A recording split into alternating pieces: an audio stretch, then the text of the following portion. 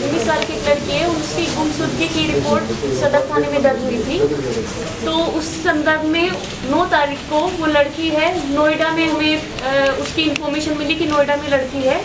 तो हमारी पुलिस है वो उनको नोएडा से लेके आई। साथ में वहाँ पे शिवा नाम का एक लड़का था सूर्यनगर का, वो भी वहाँ पे उसको भी हमारी पुलिस नोएडा से लेके आई।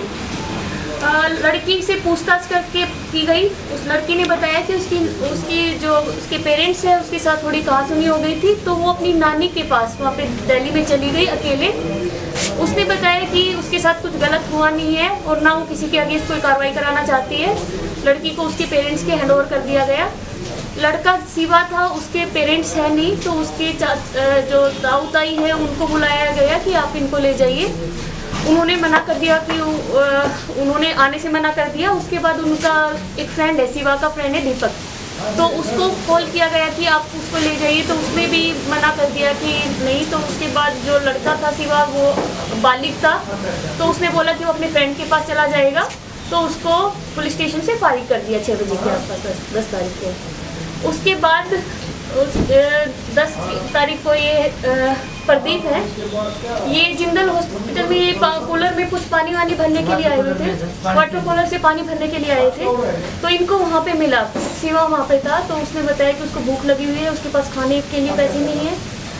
तो ये उनको अपने साथ अपने घर पे ले आए, उनको खाना वाना खिलाया। फिर उसने बोले कि उसको कपड़े वगैरह चेंज करने नहाना है, तो वो बाथरूम में नहाने के लिए गया। तो जो बाथरूम है उसके बगल में एक बालकनी है। बालकनी में क्या है कि पर्दा टंगा हुआ है, ग्रीन कलर का पर्दा टंगा हुआ है, लेकिन उसमें शीशा नहीं है। तो वो कैसे बाथरूम में जाते हुए वो अपना ड्रेस चेंज कर रहा था, तो कैसे डिसबैलेंस हो गया। उसका सहारा लेने की में भी उसने कोशिश की गई होगी वहाँ पे, क्योंकि शीशा या दीवार कुछ नहीं थी, तो वो डिसबैलेंस होकर ऊपर से नीचे गिर गया, फर्स्ट फ्लोर से नीचे। इनका जो मकान था वो फर्स्ट फ्लोर पे था, जो बाथरूम वगैरह था, तो वहाँ से नीचे गिर गया। तो इनको आवाज़ आई, लगभग 11:30 बजे की बात है ये।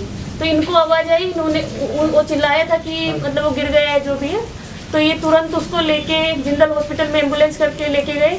वहाँ से उसको अग्रोहा जाने के लिए रेफर किया गया, तो ये लोग अग्रोहा उसको लेके गए।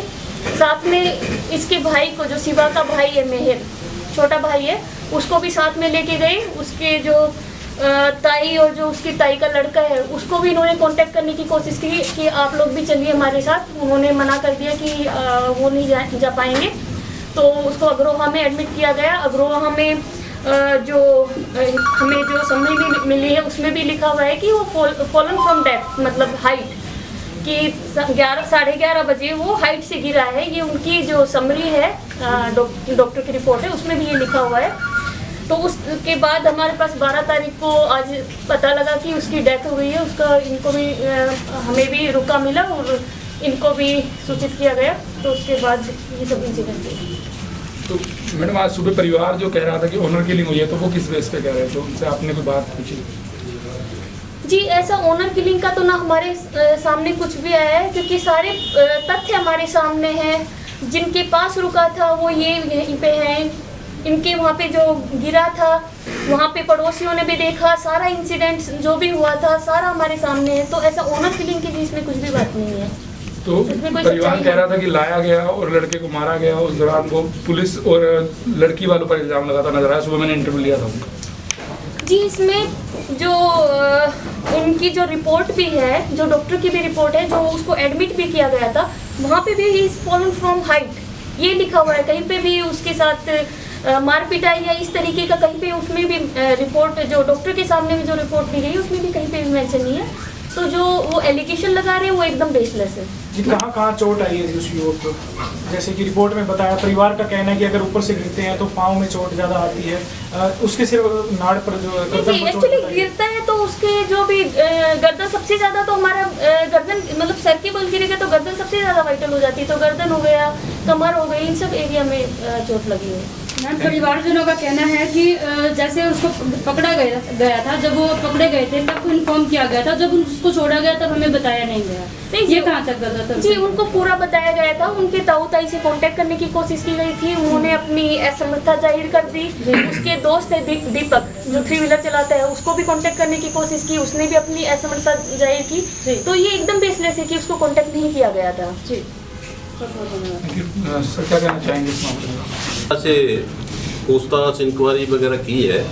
लड़का बिल्कुल स्वस्थ हालात में जिंदल हॉस्पिटल, सदर थाने से जिंदल हॉस्पिटल तक आया है। आपने 2 मित्रों से मिला है, वहीं इन प्रदीप से मिला, प्रदीप के पास उनके घर गया और वहाँ जो गिरा है, गिरने के बाद पड़ोसी ने उठाया है, गाड़ी दी है, इसको 1000 रुपये दिए, जो ये बता रहे वर्ष में बता रहे हैं। उस आधार के ऊपर इन्होंने एक बड़ी शानपत की कि उसके भाई को साथ ले लिया। उसके भाई ने और इन्होंने उनसे कॉन्टेक्ट करने की कोशिश की, वो रिकॉर्डिंग भी इसके पास है। और उसके बाद अगर वो एडमिट किया, इसने इंसानियत का परिचय दिया है। अगर पुलिस मारती तो वहीं कुछ न कुछ घटना होती।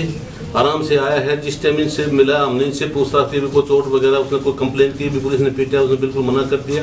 उसके भाई को बताया भी मैं गिरने से हो गया, लेकिन अब परिवार किसी के बहकाव में आकर के कैसे क्या कर रहे हैं। अब वो इलिगेशन लगा रहे हैं अभी पुलिस की कस्टडी में कि कभी कुछ बोल रहे हैं, कभी कुछ बोल रहे हैं। सच्चाई सामने है, इनको आमने सामने करवा दिया, रूबरू करवा दिया। और सीसी फुटेज वगैरह, जिंदल हॉस्पिटल की सीसी फुटेज वगैरह, एम्बुलेंस के ड्राइवर की स्टेटमेंट वगैरह, पड़ोसी, सब कुछ हमने कर लिया, क्लियर पोजीशन है। परिवार का ये कहना है कि जब उनसे बात हुई तो कहा गया था कि इस लड़के के खिलाफ मामला, कि लड़की ने जो है इसके खिलाफ बयान दिए हैं लड़के के, तो इसलिए इसे अंदर रखा जाएगा, ऐसा परिवार का कहना है। और जबकि वो लड़के को छोड़ दिया गया। लड़के का ताऊ उसकी मुस्सी वगैरह को बुलाया था, उनको वही तुम ले जाओ। उन्होंने स्पष्ट में इनकार कर दिया, भाई हम इससे थके हुए हैं, इससे परेशान हैं, हम इसको नहीं ले जाएंगे। उन्होंने बताया, चले गए, सुबह बताया था उन्होंने, वो चले गए। सर क्या बात कर सकते हैं? हाँ बिल्कुल बता पाएंगे? मैं और मेरी वाइफ जिंदल अस्पताल में गए थे। अच्छा। वहाँ पे अच्छा, वाटर कूलर के पास वो पानी पी रहा था। वहाँ पे मैं गया तो वो 2 लड़कों के साथ में था, महेश और अमन के साथ। वहाँ पे जाके मैंने उससे पूछी, मैं भाई वैसे ऐसे कैसे कर दिया तुमने ये काम बाज के, और मैं तने मेरा नाम ले दिया। बोला भाई मैंने सदर थाना में ये बात कही है, भाई तू मेरे साथ में नहीं था। आज मैं गया, वो मैडम भी बोली भाई तू नहीं था। आज आप सुबह जब परिवार के खड़े थे, मैं वहाँ पहुँचा था, तो क्या बहस हो रही थी आपकी? परिवार आपसे ऊंचा ऊंचा बोलता नजर आ रहा था। ऊँचा सारे ऊपर चढ़ गया, भाई क्या बात है, तू सच्चाई बता। मैंने ये बात की थी, मैं जो बात बताऊँगा मैं सर के सामने बताऊँगा, आमने सामने बैठ के। तो फिर मैं अंदर जाके सर से बात करी, उनके घर वाले। आप उसको घर क्यों लेके गए? घर सर उसको खाना नहीं खा रखा था जिंदल अस्पताल में। मैंने इससे ये पूछी भाई आप कहाँ सोओगे? अच्छा। उन्होंने बोला भाई मैं जिंदल अस्पताल के पार्क में सोऊंगा। अच्छा। मैं बोला मैं और मेरी वाइफ है, चल तू मेरे साथ घर पे चल। और हम खाना ले आए थे जी जिंदल चौक पे से 3 प्लेट। आप किससे मुलाकात कब हुई थी? किससे जी? वहीं हुई थी। उससे मेरी हुई थी 8-9 बजे जी, जिंदल अस्पताल में पानी लेने के लिए गया था। जिंदल आप हॉस्पिटल दोनों में के बीच क्या वार्तालाप हुई उस समय, क्या बातचीत हुई आप दोनों के बीच? जिंदल अस्पताल में जब आप लोग मिले तो उस टाइम क्या बातचीत हुई आप दोनों के बीच में? उसने क्या बताया कि वो कहाँ से आया है, क्या कुछ हुआ? नहीं ये नहीं बताई सर, वो जो दूसरे मेरे यार दोस्त है ना जी, उनको बताइए जी वो कहाँ से लेके आया, कहाँ से नहीं। सर से मिलवा दिया जी मैंने उनको। उनसे मैंने भी नहीं पूछी, मैंने बस ये पूछी मैं भाई तू कहाँ था? बोला भाई मैं सदर थाना से सीधा ही यहाँ पे आया हूँ।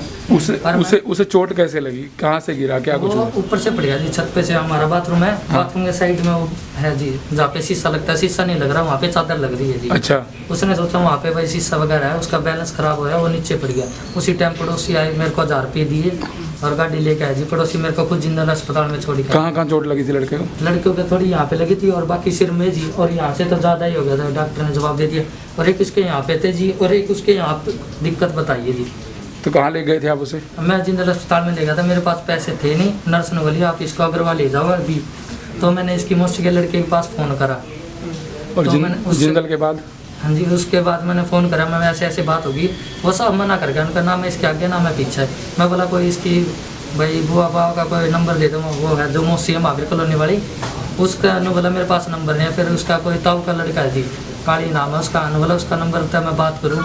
उसने बात करी, उसकी मौसी साहब बोली ना तो ना जाना, चाहे अपना नाम का ये मरो या कल मरो, तना कोई जरूरत कौन जाना। परिवार का दबाव नहीं है आप पर? नहीं जी, कोई दबाव। परिवार दबाव नहीं डाल रहा है जी? हाँ जी। नहीं, परिवार अब आप पे दबाव डाल रहा है या नहीं? नहीं जी, कोई दबाव नहीं। सुबह परिवार आपको धमका रहा था जब मैं वहाँ खड़ा था? नहीं जी, कोई धमकान नहीं, बस ये बात पूछ रहे थे भाई बात बता। मैं बताऊंगा जी सारे के बीच में, अच्छा। बार बार कल्ले में नहीं बताऊंगा बात। अच्छा अच्छा, जो बात है सर के सामने बात होगी। थैंक तो यू। आपका घर जो है क्या वहाँ चिनाई चल रही थी या मतलब नहीं नहीं सर, मैं किराए पे रहता हूँ। ओके ठीक है जी, वो वैसे ही छोड़ रखा है मकान मालिक ने। अच्छा। हाँ जी, वो कंप्लीट नहीं था मतलब हाँ मकान? जी कंप्लीट नहीं है जी वो मकान। अच्छा, इसी वजह से वो हाँ जी, इसमें